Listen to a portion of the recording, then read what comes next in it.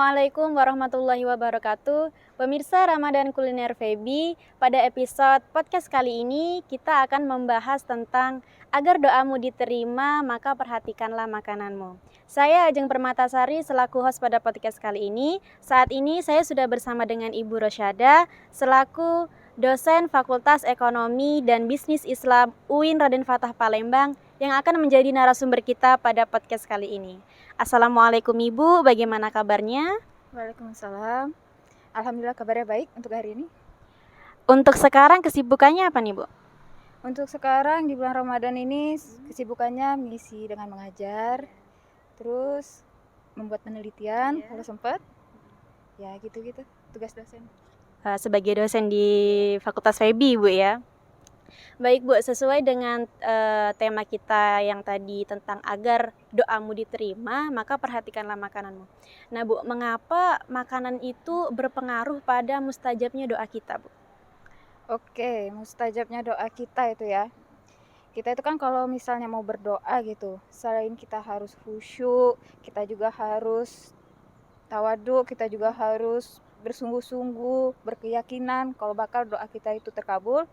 Ada salah satu hal penting nih yang perlu kita perhatikan, yaitu makanan yang kita konsumsi atau pakaian kita pakai dan harta yang kita peroleh, kayak gitu. Nah, makanan yang kita konsumsi ataupun harta benda lainnya itu merupakan ada salah satu unsur yang bakal membuat doa kita tuh terkabul gitu, membuat doa kita diijabah oleh Allah. Nah, kenapa makanan yang halal, makanan yang haram gitu kan, sesuai dengan ayat Al-Quran juga ya, kalau nggak salah di surah Al-Baqarah itu, wahai orang-orang yang beriman, makanlah dari rezekimu yang baik, dari rezekimu yang thayyib, dan bersyukurlah kepada Allah. Sesungguhnya jika kamu meyakinkan, jika kamu percaya bahwa Allah itu akan mengabulkan doa kamu gitu kan. Nah, jadi makanan yang thayyib, makanan yang halal itu sangat berpengaruh dengan doa-doa yang kita panjatkan kepada Allah gitu. Mungkin itu aja dulu. Ini aja Bu ya. Untuk selanjutnya Bu, apakah ketika kita mengkonsumsi makanan halal ataupun makanan yang haram itu berpengaruh besar terhadap kehidupan kita, baik dari segi kesehatan ataupun dari segi ibadah nih Bu? Oke, terima kasih Mbak Ajeng. Kalau misalnya itu menurut saya ya, pengalaman saya itu sangat berpengaruh. Saya juga pernah merasakan kalau misalnya nih kalau misalnya kita nih makan, nggak tahu itu makanan punya siapa yang kita makan tuh, otomatis itu kan walaupun itu makanan yang mengandung unsur yang halal, tapi itu tidak tahu punya siapa, kita makan, pasti gitu kita bakal ngerasain sakit di badan kita. Entah itu sakit perut, entah itu sakit tenggorokan, sakit gigi mungkin kan. Nah, sedangkan makanan yang halal, yang emang kita perolehnya dari harta yang halal, emang itu dari sumber-sumber yang halal, apalagi yang bahan dasarnya itu halal ya, pasti ya, orang muslim kan harus yang halal bahan dasarnya kan, itu pasti kita merasakan badan kita itu sehat, jasmani dan rohani. Bukan hanya jasmani aja, tapi rohani juga. Kayak dalam hati kita itu damai, gak ada rasa pengen marah terus gitu kan. Mungkin itu. Berarti makanan halal itu bukan berarti harus makanan yang mewah ya Bu ya, tapi dari bahannya yang memang halal, dari cara penyajiannya juga halal. Nah Bu, apa aja sih nih Bu faedah-faedah kalau kita tuh makan makanan yang halal? Karena yang kita ketahui nih sekarang nih, orang-orang di luar sana itu yang penting enak gitu, asal dilahap aja gitu. Gimana nih Bu?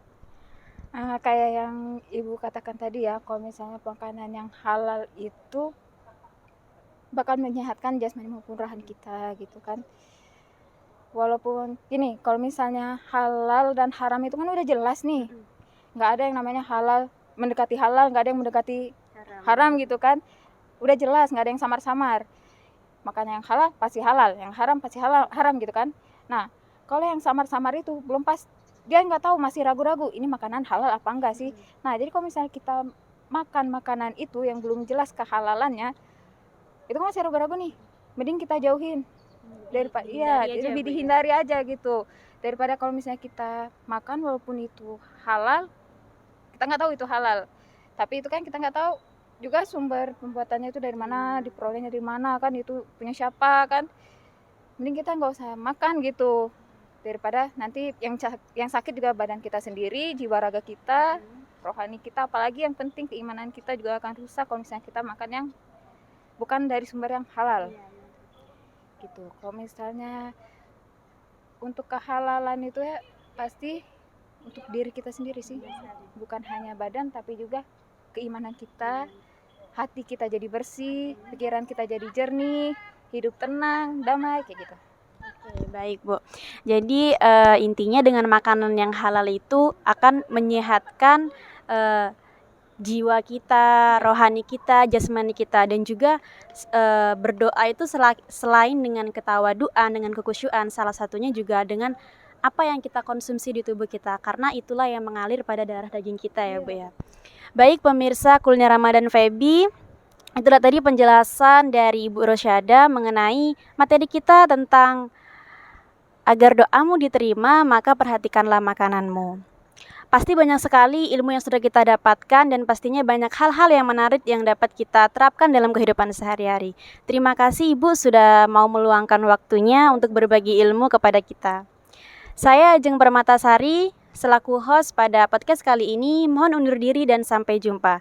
Nantikan liputan podcast episode lainnya hanya di YouTube Korsa Feby. Wassalamualaikum warahmatullahi wabarakatuh.